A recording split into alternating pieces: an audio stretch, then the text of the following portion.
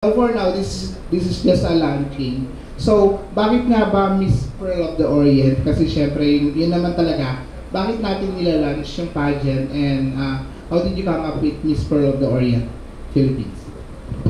Sana masagot ng mga girls to, no? Pero syempre, kapag nag-start na kami ng pageant, syempre doon orientation nila, doon pa lang nila malalaman yung story, di ba, yung backstory. So, hopefully, sa press presentation sila na yung mag-explain. Miss Pearl of the Orient, I'm not sure kung you've heard of the very first Miss Pearl of the Orient. Anyone? Ay, mga taga-press natin, no? Meron na po tayong Miss Pearl of the Orient, pero that was in 1926. Di ba? Tagal-tagal na. Pero don't worry, we already invited her. Hindi, wala na siya. Nagulat. Si Edge talaga sabi sa akin, ha? Pupunta siya. Ilan taon na siya? Everybody knows naman designer Edwin Uy, no? The very first and the only Miss Pearl of the Orient Philippines was won by the grand aunt of Tito Edwin Uy. So siya yung nag-feed sa amin ng story, ng backstory, and all the photos that we are going to use sa aming tribute na gagawin sa kanyang grand aunt sa coronation night. That's Carmen Caguia, won Miss Pearl of the Orient in 1926. 1926, so wala pang binibini yung time na, not even Miss Universe. But there was already Manila Carnival Queen, di ba? So during the Manila Carnival Queen, bigyan ko na kayo ng backstory. So there was, syempre it's a competition.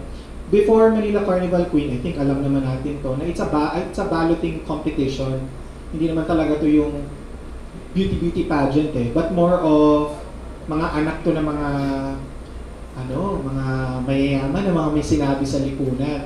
So noong 1908, if I'm not mistaken, yun yung first year. But in 1926, that was the very first Miss Philippines pageant wherein hindi na siya balloting. Nag-invite na sila ng judges. So technically, 1926 was the very first Philippine pageant sa bansa namin. Kasi may mga judges hindi na siya yung paramihan ng boto or popularity contest. There, Miss Batangas, Anita Noble, and Miss Zamboanga, Carmen Caguia, nag-tie sila. So ito yung story na to. I think it's also available na rin sa Google Ang dami ko na rin nakita na nag-post nito, yung mga pageant historians. Tie sila, and hindi talaga ma-break yung tie nung time na yun. As in, parang naka 3 rounds na yata sila ng competition, hindi break pa. Parang pareho yata silang fight dun sa score. So, si President Manuel Quezon, nag-step in na siya to remedy the situation. So, nag-add siya ng isang judge, which is ang bilis lang naman ngayon sa sitwasyon natin. Dapat add numbers ang judges mo para talagang walang mag-tie. So, nag-add siya ng isang judge, but I cannot recall kung sino yung judge na yun. So, doon na-break yung tie. Nung na-break na yung tie, si Miss Batangas, Anita Noble, was given the title Miss Philippines. So, siya yung nanalo. Pero dahil nga, sobrang laki na nung inabot ni Miss Zamboanga dun sa competition, hindi siya binaliwala ng organizer and even President Manuel Quezon. So binigyan siya ng special title. It was created just for her, Miss Pearl of the Orient. So technically, she was the first one to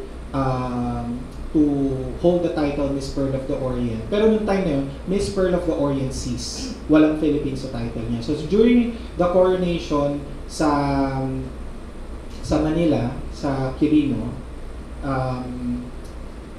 hindi lang si Miss Philippines at yung mga Carnival Queen, di ba merong doon, Occidental Queen and Oriental Queen. Occidental is from yung US, di ba? At parang parang bata pa kami, sir, hindi namin alam yung sinasabi mo. Huwag tayo maglokohan. Parang ano yung sinasabi mo, sir? Nung Manila Carnival, laging dalawa yan Occidental Queen and Oriental Queen. Oriental, ibig sabihin Pilipino. Occidental, dahil nga under American occupation pa tayo dito, may mga Amerikana na kinokoronahan, na naka-base na dito. So, noong time na yun, tatlong kinoronahan. The Occidental, the Oriental Queen, which is Miss Philippines, and Miss Pearl of the Orient. But that was the first and the only Miss Pearl of the Orient. Kasi the following year, 1927, they went back to the usual. So, technically siya lang talaga. Ang sarap sana kung buhay pa siya, but Tito Edwin mentioned that the grand aunt already passed away in 2004. So, pero ngayon pa lang sinasabi ko na sa inyo, kasi nakikipag-collaborate sa amin si Tito Edwin and all the pamangkins, mind you. One of the pamangkin is a PTV4 anchor. I forgot his name, but he's in my Viber. We are going to invite them din sa coronation night para mabigyan namin ng proper tribute yung kanyang grand aunt na sabi ko nga, although this is a launching, pero pwede natin sabihin this is a relaunch of Miss Pearl of the Orient because someone already had the title Miss Pearl of the Orient. Ayun, tapos sabi